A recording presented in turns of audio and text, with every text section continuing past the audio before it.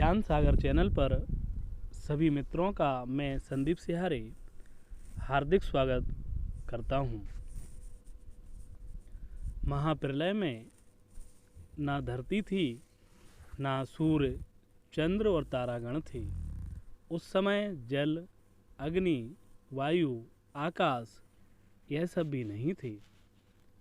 सारे संसार में अंधकार ही अंधकार दिखाई देता था। उस समय एक सनातन पुरुष ही व्यापक था।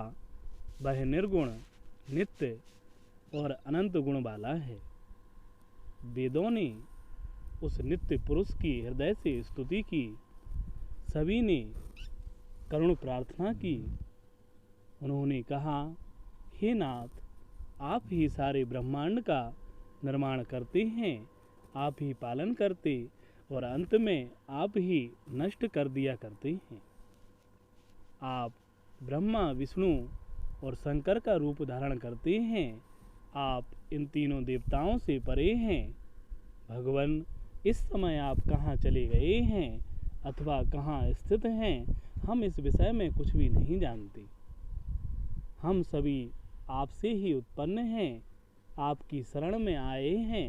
जब इस प्रकार उन श्रुतियों ने कहा, तब गंभीर आकाशवाणी हुई। वह व्यापक पुरुष ईश्वर परमेश्वर बोले। उन्होंने कहा, हे श्रुतियों, मुझसे आप कोई वर ग्रहण करें। जब इस प्रकार से आकाशवाणी हुई और उसको उन श्रुतियों ने सुना, तब वह बहुत आश्चर्यचकित हुई। उनका हृदय मन गदगद हो गया।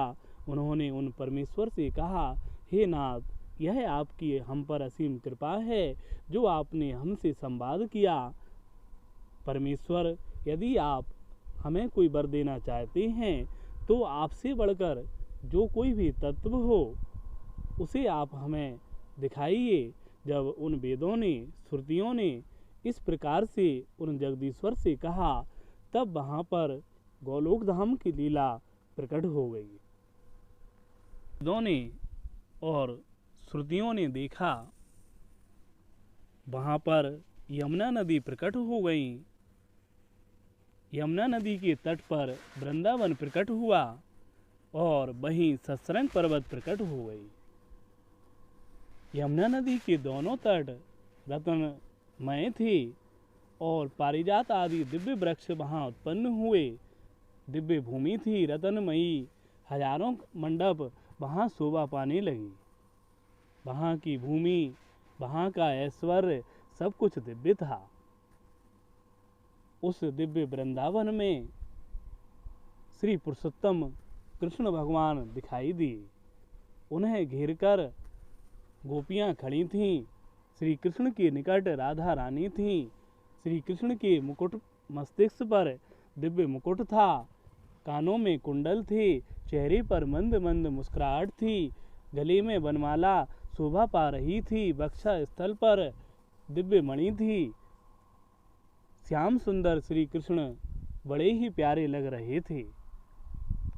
कोई कोई गोपी एकटक राधा कृष्ण को देखे जा रही थी, कोई गोपी उनके मुख कमल की आरती कर रही थी और कोई ध्यान लगाए खड़ी थी। इस प्रकार से उस गोलोकी लीला को देखकर वह श्रुतियाँ धन्य हो गईं। तब उन श्याम सुंदर श्री कृष्ण ने कहा, हे श्रुतियों, आप हमसे कोई वर ग्रहण करें। जब इस प्रकार से उन्होंने कहा, तब वह श्रुतियाँ श्री कृष्ण से कहने लगी, हे नाथ, जिस प्रकार से यह सारी गोपियाँ आपकी आराधना करती हैं, आपको स्नेह करती हैं, प्यार करती हैं, उसी प्रकार से हमारी भी इच्छा है। सो नाथ, आप हमारी इस इच्छा को पूरा कर दीजिए। जब उन श्रुतियों ने श्री कृष्ण से इस प्रकार कहा, तब वह मुस्कुराते हुए बोले, अरे सखियों, तुम्हारा इस प्रकार से कहना इसे पूर्ण करना बड़ा दुर्लभ है। जब भविष्य में ब्रह्मा जी प्रकट होंगे और उनके द्वारा रचित माथुर मंडल की भी मध्य में वृंदावन प्रकट होगा। उस वृंदावन में दिव्य कालिंदी नदी होगी और वहीं पर ब्रज गोपियाँ वहाँ पर आएंगी, वहाँ मेरे साथ तुम्हारी यह इच्छा पूरी हो जाएगी। इस प्रकार से उन श्री कृष्ण ने उन श्रुतियों को वर दिया और देखते ही देखते वह वृंदावन, वह यमुना नदी और श्याम सुंदर राधा कृष्ण अदृश्य हो गए। वह गोपियाँ ऋचाएँ धन्य हो गईं।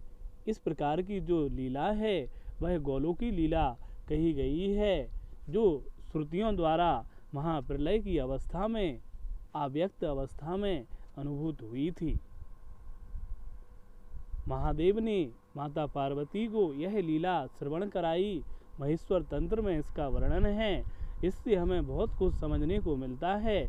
सबसे बड़ी बात तो यह है कि श्री नारायण का मूल रूप पुरुषोत्तम श्री कृष्ण है।